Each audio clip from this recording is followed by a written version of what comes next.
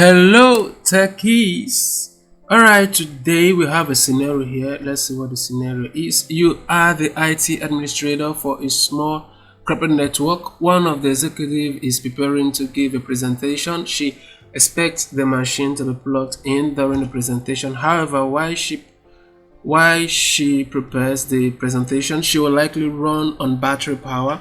You need to help her create a power plan to accommodate both conditions that won't interfere with the presentation if the machine is not plugged into a power source. In this lab, my task is to create a custom power plan named presentation. So let's start up. Right click on your start menu, go down to power options. Now while in power option, you scroll down and we'll go to additional power settings.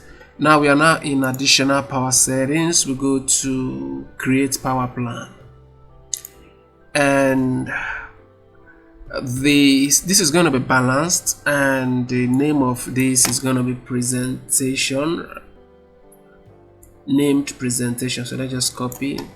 It's faster instead of typing it out. Copy and paste. Alright, what else do we need to do? So we go to next, and for the power turn off display after 1 hour, turn off display after an hour, and this is never, when plugged in, never turn off. And put power to sleep. What are we to do? Put power to sleep after 2 hours, and when plugged in, never. So we go ahead and create. Now this is created, and what else are we to do?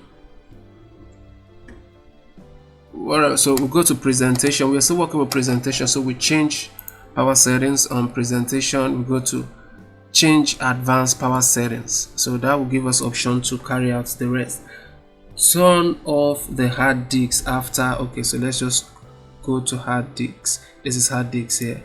So what are we to do? Turn off hard disks after 15 minutes. So turn off hard disks after 15 minutes. 15, and when plugged in, this should be 0.